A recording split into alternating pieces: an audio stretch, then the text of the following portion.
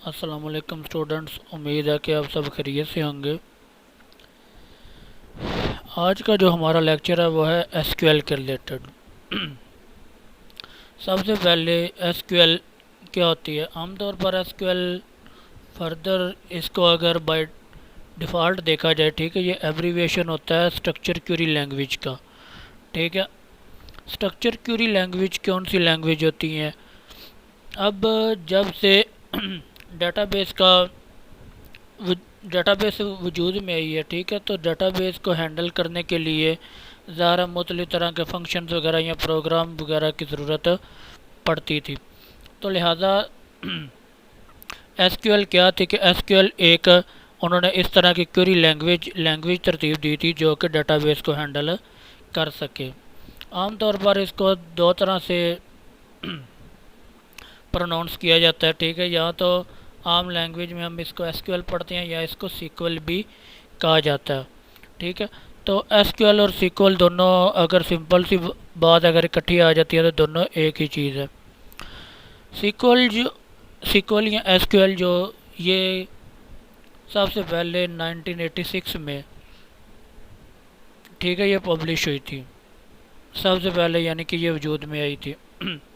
और उसके बाद फिर ज़ाहिर है 1986 के बनने के बाद फिर क्या हुआ कि मुख्तलिफ जो कंपनीज़ वगैरह या मुख्तलिफ जो स्टैंडर्डाइज्ड फॉलो करने वाली ऑर्गेनाइजेशन होती हैं, उन्होंने इसको फिर क्या किया कि इसको सर्टिफाइड करना शुरू कर दिया, जिसकी वजह से आहिस्ता आहिस्ता फिर ये वजूद में आना शुरू होगी। एसक्यूएल के मेन क्या होता है कि एसक्यूएल के जो फ्रेम्स हैं ये, ठीक है, ये बहुत ज़्यादा तेज़ी के साथ आए थे। जिस तरह कि अब इसका जो पहला था, ठीक है, वो 1986 में आया था, लेकिन उसके बाद उसका अगला फ्रेम 1989, 1992, 2000, उसके बाद टू 2003 में, यानी कि इस तरह मुख्तलिफ़ तरह के इसके जो टाइम बाय टाइम इसके मुख्तलिफ़ फ्रेम वगैरह यूज़ में आते गए थे। तो आजकल जो सबसे पहले चल रही है वो चल रही है एसक्यूएल 2003, ठीक है, जो हमारे पास चल रही है। एसक्यूएल का सबसे जो बड़ा एडवांटेज है, ठीक है, ये किस लिए इस्तेमाल की जाती है। इसके अंदर क्या होता है कि मुख्तलिफ़ तरह के पहले से ही बिल्ट इन कुछ फंक्शन वगैरह परफॉर्म किए जाते हैं। ठीक है, किसी भी चीज़ की किसी भी ऑर्गेनाइजेशन को डेटाबेस को हैंडल करने के लिए या एक मैनेजेबल फॉर्म में लाने के लिए क्या किया जाता है कि इसको यूज़ किया जाता है। तो आजकल जितने भी डेटाबेस वगैरह सिस्टम चल रहे हैं, ठीक है, जो भी उनको जितने भी मैनेजेबल फॉर्म में होते हैं वो, ठीक है, रिलेशनल डेटाबेस मैनेजमेंट सिस्टम जिनको कहा जाता है, ठीक है, वो सारे के सारे क्या होता है उनको कि वो किसी न किसी क्यूरीज के ज़रिए आपस में वो क्या करते हैं कि यूज़र इंटरफेस के साथ वो कनेक्ट होते हैं। उसके बाद फर्दर टाइम गुजरने के साथ साथ इसके अंदर मुख्तलिफ ज़ाहिर है जैसे जैसे टाइम गुजरता गया इसके अंदर मुख्तलिफ तब्दीलियाँ आना शुरू हुई, जिसकी वजह से ये आहिस्ता आहिस्ता फिर वर्ल्ड वाइड वेब में इस्तेमाल होना शुरू हुई। ठीक है, तो इस्तेमाल होते हुए फिर क्या हुआ कि मुख्तलिफ लोगों को क्योंकि अब जितनी भी सर्चिंग वगैरह होती है, ठीक है, ऑनलाइन सर्चिंग वगैरह या जो भी होता है, ये डाटा तो कहीं ना कहीं पड़ा हुआ है, ठीक है, तो वो क्या होता है कि वो इस डाटा को फैच करने के लिए एक्सेस करने के लिए वो मुख्तलिफ़ तरह की यानी एसक्यूएल वगैरह का या और भी बहुत सारा की लैंग्वेजेस हैं जिसका वो आमतौर पर डाटा को फैच करने के लिए इस्तेमाल करते हैं। एसक्यूएल दरअसल ये दोनों तरह के कंप्यूटर्स की तरह इस्तेमाल हो सकती है, मेन फ्रेम्स के ऊपर या पर्सनल कंप्यूटर्स के ऊपर। अब मेन फ्रेम क्या होता है। मेन फ्रेम एक बहुत बड़ा सिस्टम होता है जो आजकल बहुत जितने भी हैवी किस्म के सिस्टम वगैरह या होते हैं, ठीक है, कोई एप्लीकेशन वगैरह चलाने के लिए मुख्तलिफ सॉफ्टवेयर उसमें ये जो हैवी किस्म के होते हैं इनको मेन फ्रेम्स का नाम दिया जाता है। एक तो ये बहुत महंगे सिस्टम होते हैं, दूसरे ये बहुत तेज़ तरीन सिस्टम्स होते हैं। और पर्सनल कंप्यूटर जो आमतौर पर हम घरों में यूज़ करते हैं इसको पर्सनल कंप्यूटर का नाम दिया जाता है। तो ये जो एसक्यूएल है, ठीक है, स्ट्रक्चर क्यूरी लैंग्वेज, ये दोनों के लिए ही सेम एक ही तरह से काम करती है और ये दोनों के ही ऊपर अप्लाईकेबल होती है। उसके बाद इसका एसक्यूएल का आगे एक और आता है क्यूबी, क्यूरी बाय एग्जाम्पल, ठीक है। ये एक उसका नेम है। तो इसके ज़रिए क्या किया जाता है कि जो भी ये दरअसल ग्राफिकल रिप्रेजेंटेशन के लिए इस्तेमाल की जाती है, क्योंकि अब अगर डेटाबेस पीछे वर्किंग हो रही है, ठीक है, तो लिहाजा किसी न किसी ने तो इसको अंडरस्टैंडेबल फॉर्म में लेके आना है। हमें भी पता चलना चाहिए कि जो हमारा डेटाबेस है वो किस तरह का था, ठीक है, और इसके बाद चेंजिंग आने के बाद वो डेटाबेस जो है वो किस फॉर्म में है। तो ये क्यूबी है, क्यूबी ई है, ठीक है, ये एक टेक्निक है, ठीक है, जिसको इस्तेमाल करते हुए उन्होंने क्या किया है कि जो डाटाबेस है उसको एक यूज़र इंटरफेस के तौर पर वो लेके आए हैं। और उसके बाद एसक्यूएल को जो सबसे पहले इंट्रोड्यूस किया था वो ओरेकल ने किया था 1989 में, ठीक है। ओरेकल ये ज़्यादातर ओरेकल के जो सिस्टम सॉफ्टवेयर वगैरह होते हैं या हर तरह के सिस्टम के ऊपर वर्किंग कर सकते हैं। लिनक्स हो गया, यूनिक्स हो गया, उसके बाद विंडोज़ वगैरह, मैक ऑपरेटिंग सिस्टम, ये सब के ऊपर ये एक ही तरह से काम करते हैं।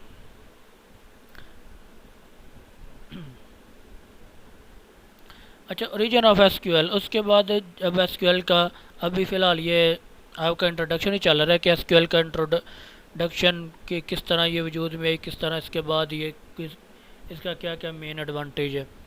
उसके बाद दरअसल एसक्यूएल का जो ओरिजिन यानी एसक्यूएल जो शुरू हुई थी वो रिलेशनल डेटाबेस मैनेजमेंट के साथ ही शुरू हो गई थी, ठीक है। रिलेशनल डेटाबेस मैनेजमेंट, ठीक है, जो कि सबसे पहले आपको पता है कि ई एफ कोडेड ने इसको तैयार किया था, ठीक है। IBM लेबॉर्ट्रीज में सबसे पहले ये क्या होता था कि इसको यूटिलाइज करते हुए इसको आगे इस्तेमाल किया जाता था,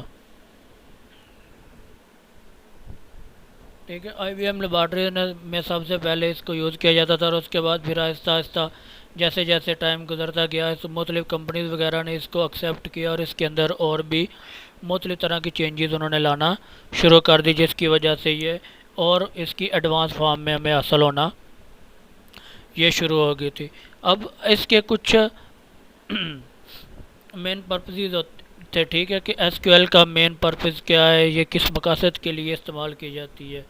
तो जो सबसे पहले इसका मेन मकसद है स्पेसिफाई द सिंटैक्स, ठीक है, यानी एक ख़ास किस्म की हमारे पास एक लैंग्वेज होनी चाहिए जो कि एक ख़ास किस्म के सिंटैक्स के अंदर यानी प्रॉपर वर्डिंग को यूज़ करते हुए एक ख़ास किस्म के स्ट्रक्चर या स्टैंडर्ड को फॉलो करते हुए वो क्या कर सके कि हमारी जो ज़रूरियात हैं या जो हमारी रिक्वायरमेंट्स हैं उनको वो मीट कर सके। तो इसके लिए फिर क्या होता है कि लिहाजा एक ख़ास किस्म का उसका सिंटैक्स वगैरह बनाना ज़रूरी था।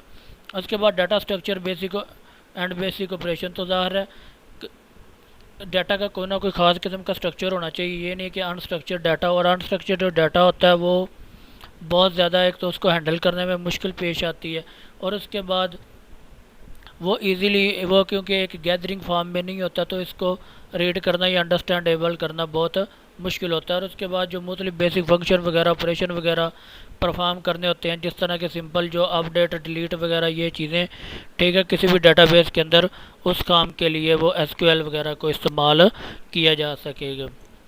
और उसके बाद इसके कुछ इनिशियल स्टैंडर्ड है, ठीक है, यानी शुरू शुरू में ये किस तरह की जो चीज़ें हैं उनको मीट कर सके, इसका क्या क्या बेसिक स्ट्रक्चर होना चाहिए, ठीक है, जो कि इसको एक मुकम्मल तौर पर जो भी किसी भी चीज़ की ज़रूरत है, ठीक है, या जो भी किसी पर्सन की रिक्वायरमेंट्स हैं वो ये हर किस्म की रिक्वायरमेंट्स को मीट कर सके। तो इसलिए इसका जो एसक्यूएल थी वो इस वजह से इसको आगे फर्दर किया गया ताकि ये हर एक पर्सन के लिए उसको जिस जिस चीज़ की ज़रूरत है या जिस हवाले से उसको चीज़ की ज़रूरत है वो उसके लिए मैनेजेबल फॉर्म में उसको दस्तयाब हो सके। उसके बाद आगे इसके कुछ एडवांटेज हैं, ठीक है। एसक्यूएल के रिड्यूस ट्रेनिंग कॉस्ट, यानी सबसे पहले क्या होता है कि ये एक दफ़ा अगर फॉर एग्ज़ाम्पल स्ट्रक्चर इस एसक्यूएल को रीड अंडरस्टैंड कर लेता है, इसको यूज़ करना आ जाता है, ठीक है, तो फिर चाहे किसी भी किस्म का सॉफ्टवेयर हो, ठीक है, या किसी भी किस्म का कोई भी सिस्टम वगैरह हो जिसके ऊपर ये चल रहा था, तो फिर पर्सन को दोबारा से इसकी ज़रूरत नहीं पड़ती कि वो इसको दोबारा यूटिलाइज़ कर सके। और उसके बाद दूसरा जो इसका वो प्रोडक्टिविटी, यानी कि इसकी काम करने की जो सलाहियत होती है वो बहुत ज़्यादा बन जाती है। इसमें कोई भी प्रोग्राम जो होता है उसको आप क्या कर सकते हो कि उसको लिख सकते हो, उसके अंदर जो कोई भी प्रोग्राम रिटर्न फॉर्म में लिखा हुआ होता है उसके रिलेटेड जितना भी डाटा होता है आप उसको शो कर सकते हो। तो ये क्या करती है कि ये चूँकि एक बेसिक ज़्यादा जनरलाइज के तौर पर काम करती है, तो प्रोडक्टिविटी यानी इसके काम करने की जो सलाहियत होती है वो बढ़ जाती है। ये मोस्टली तमाम किस्म के जो यूज़र्स होते हैं ये उनके रिक्वायरमेंट्स को मीट कर सकती है। उसके बाद एप्लीकेशन पोर्टेबिलिटी है। एप्लीकेशन पोर्टेबिलिटी का मतलब ये होता है कि कोई भी एप्लीकेशन जिसके साथ भी आप इसको मैनेज करना चाहो ये उसी के साथ मैनेज हो सकती है, यानी कि ये पोर्टेबल होती है। आप जिस तरह प्लग एंड प्ले सिस्टम होता है, ठीक है, यानी कि आप क्या करते हो कि कोई भी प्लग करते हो, ठीक है, तो ऑटोमेटिकली वो प्ले होना शुरू हो जाता है। तो ये BSQL जो होती है ये मेन इसी तरह की होती है कि ये एक पोर्टेबल सिस्टम होता है, ठीक है, यानी कि किसी भी दूसरे सिस्टम के साथ ये इजीली अटैच हो जाता है या उसको एक मैनेजेबल फॉर्म में लेके आ सकता है। उसके बाद आगे क्रॉस सिस्टम कम्युनिकेशन है, ठीक है। इसमें क्या होता है कि कोई भी जो रिलेशनल डाटाबेस मैनेजमेंट सिस्टम्स होते हैं वो क्या कर सकते हैं कि वो दो अलग अलग सिस्टम जो होते हैं वो भी आपस में कम्युनिकेट करके एक सिस्टम वो बना सकते हैं, ठीक है। तो यानी कि कोई भी दो अगर for example database management system पड़े होते हैं तो वो आपस में एक दूसरे के साथ इंटरेक्ट कर रहे होते हैं, वो एक दूसरे के डाटा को फैच कर सकते हैं, ठीक है। एक दूसरे को वो उसकी रिक्वायरमेंट्स के मुताबिक डाटा भी प्रोवाइड कर सकते हैं। तो इस तरह ये SQL के जो कुछ मेन बेसिक फंक्शन परफॉर्म होते थे वो ये हैं कि किस तरह SQL जो होती है वो आगे फर्दर काम करती है।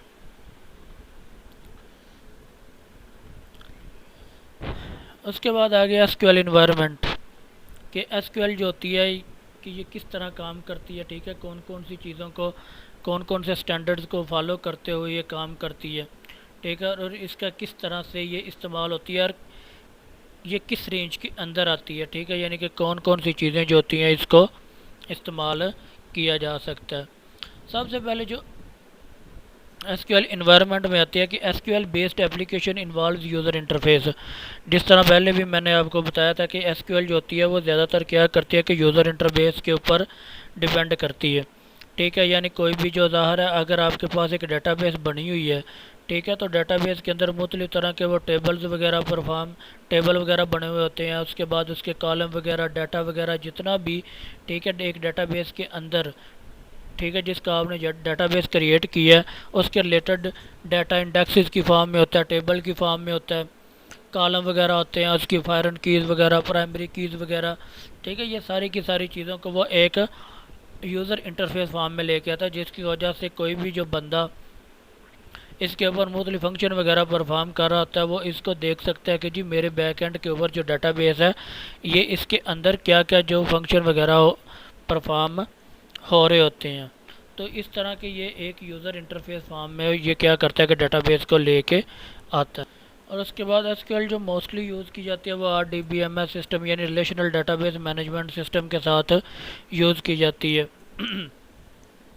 और रिलेशनल डाटाबेस मैनेजमेंट सिस्टम जो होते हैं ये मोस्टली टेबल्स के ऊपर डिपेंड करते हैं, ठीक है, यानी कि एक डाटाबेस के अंदर मुख्तलिफ़ तरह के टेबल्स वगैरह जो होते हैं वो बने हुए होते हैं, ठीक है, उनको यूटिलाइज़ करते हुए आगे क्या किया जाता है कि वो डाटाबेस के दरमियान उनके टेबल्स के दरमियान खास किस्म के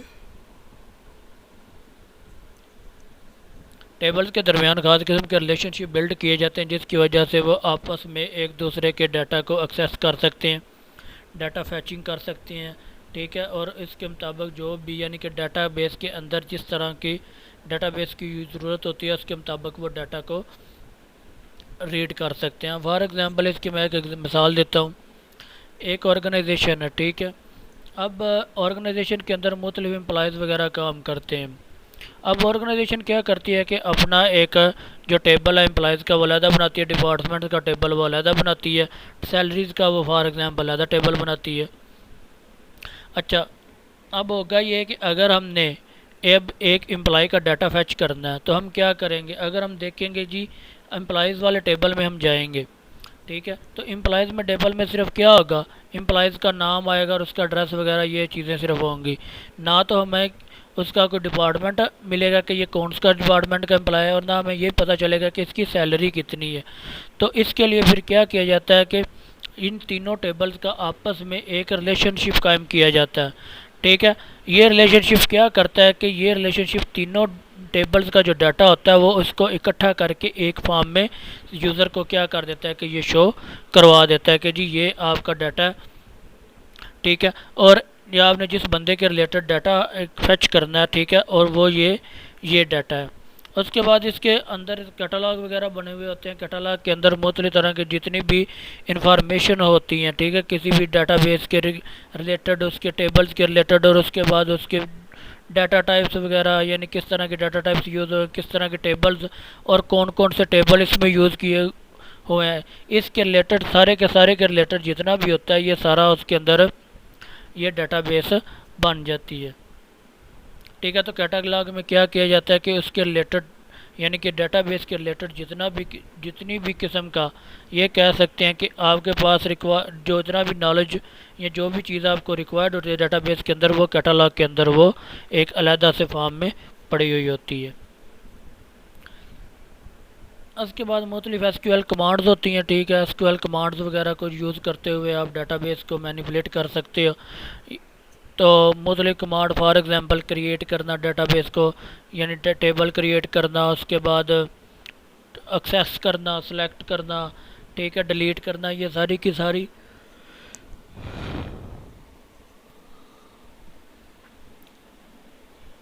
मुख्तलिफ तरह की रिक्वायरमेंट्स होती हैं, इसकी कमांड्स होती हैं, जिनको यूज़ करते हुए क्या किया जाता है कि आगे फर्दर डाटाबेस के ऊपर मुख्तलिफ ऑपरेशन वगैरह जो होते हैं वो परफॉर्म किए जाते हैं।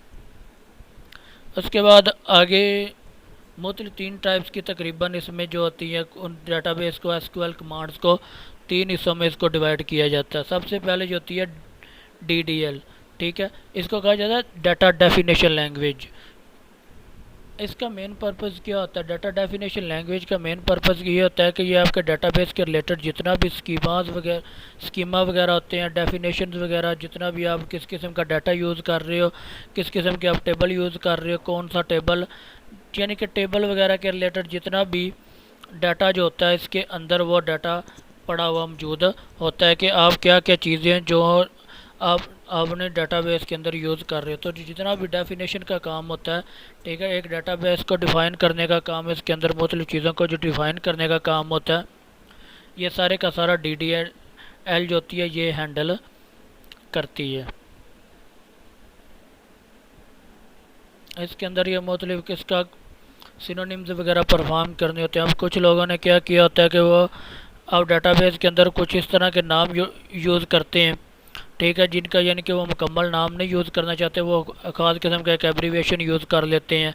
तो उसको भी डिफ़ाइन जो किया जाता है वो DDL में ही किया जाता है, यानी डाटा डेफिनेशन लैंग्वेज में ही उसको डिफ़ाइन किया जाता है। यानी कि DDL का मेन पर्पज़ क्या होता है कि डाटाबेस के रिलेटेड जो भी डाटाबेस के अंदर आप चीज़ें इस्तेमाल कर रहे हो, किस किस्म का डाटा, किस किस्म का टेबल और कौन कौन सी चीज़ें यूज़ कर रहे हो, वो सारी की सारी आप DDL के ज़रिए पहले से ही डिफ़ाइन कर सकते हो। उसके बाद DML है।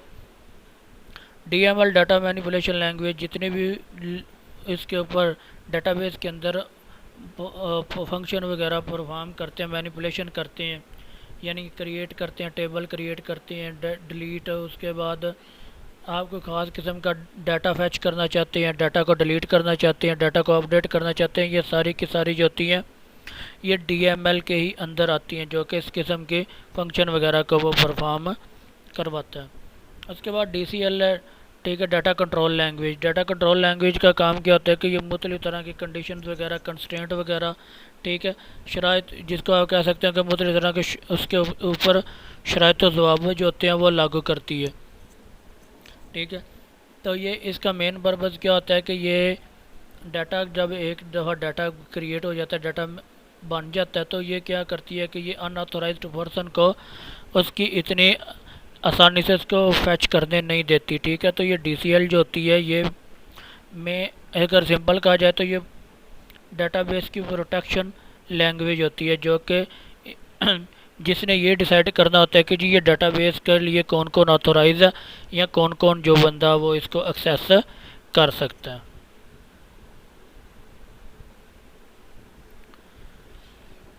उसके बाद डाटाबेस को लिखते हुए डाटाबेस की मुख्तलिफ टाइप्स वगैरह हम यूटिलाइज़ करते हैं, ठीक है।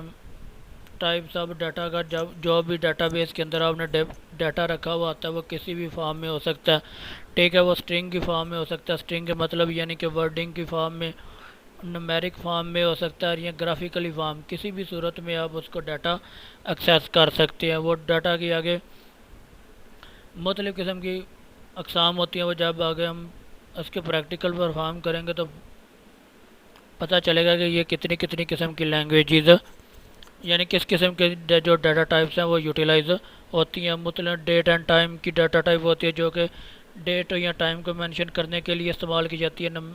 उसके बाद बुलियन एक होती है, ठीक है, वो ज़ीरो या वन की यानी कि वो यस या नो के लिए, यानी कि हाँ या ना की सूरत में जो भी जवाब होगा, ठीक है, उसके लिए वो बुलियन जो होती है वो यूटिलाइज की जाती है।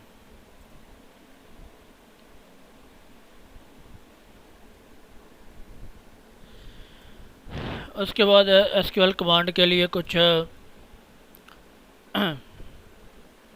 इसके लिए कि किस तरह एसक्यूएल जो कमांड वगैरह होती हैं वो किस तरह लिखी जाती हैं। ऑल कैपिटलाइज्ड डिनोट कमांड, ठीक है, जितने जी भी बड़े वर्डिंग आम तौर पर क्या होता है कि जो एसक्यूएल कमांड वगैरह जो होती हैं, ठीक है, वो हमेशा जो होती है वो कैपिटल वर्ड्स में लिखी जाती है, यानी बड़े अल्फाज में लिखी जाती हैं।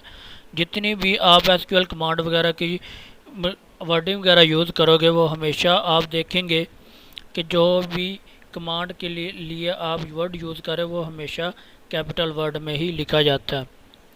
उसके बाद lower and upper case denotes values, यानी आप कोई भी यूज़र जो अपनी तरफ से कोई वैल्यूज़ वगैरह असाइन करता है वो लोअर या अपर केस में हो सकती है।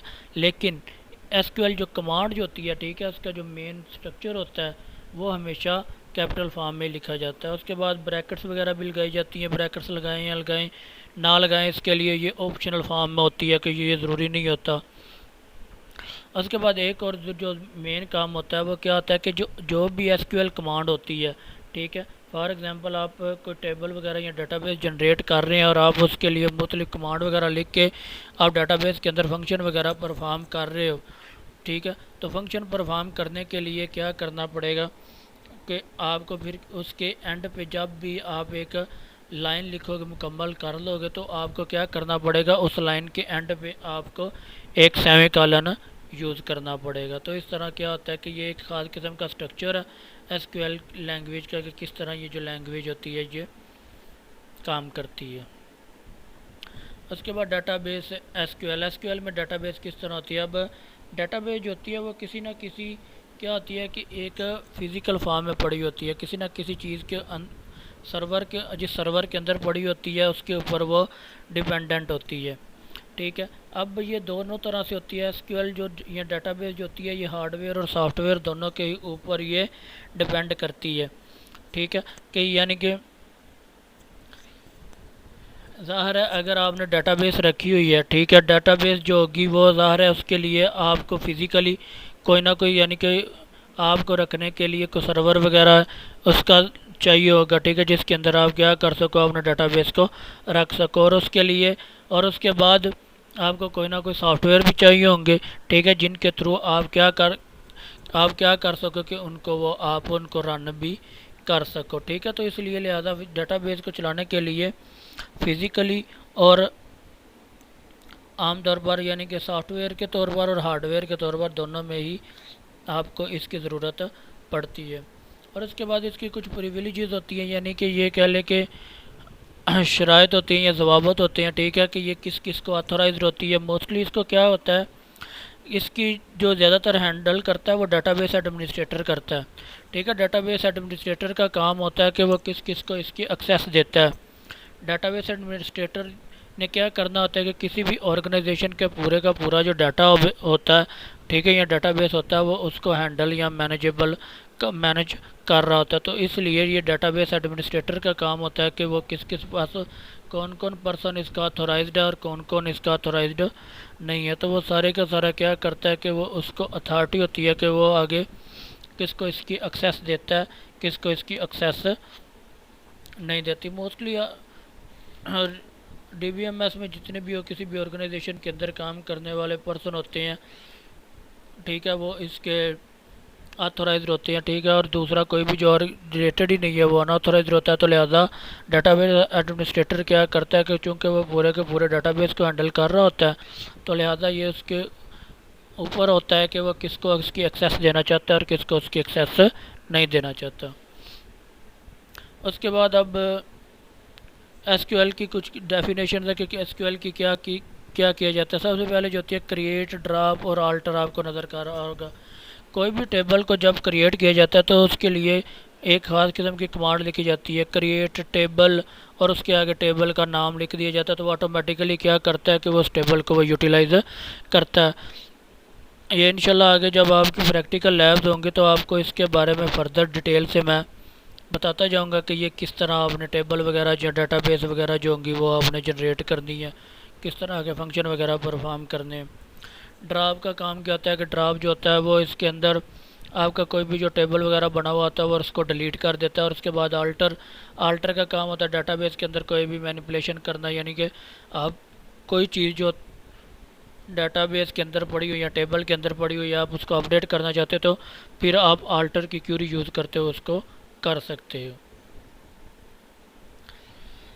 क्रिएटिंग टेबल में जब भी आपने टेबल क्रिएट करना, सबसे पहले आपने ये ध्यान रखना है कि हमने डाटा टाइप कौन कौन सी यूज़ करनी है, क्योंकि जब भी आपने टेबल क्रिएट करना है तो उसके लिए मुख्तलिफ़ तरह की जो कॉलम वगैरह होंगे उनके लिए मुख्तलिफ़ तरह की डाटा टाइप्स यूज़ होगी। फॉर एग्जांपल आपने आईडी रखनी है, आईडी जो होती है वो हमेशा न्यूमेरिक फॉर्म में ही रखी जाती है।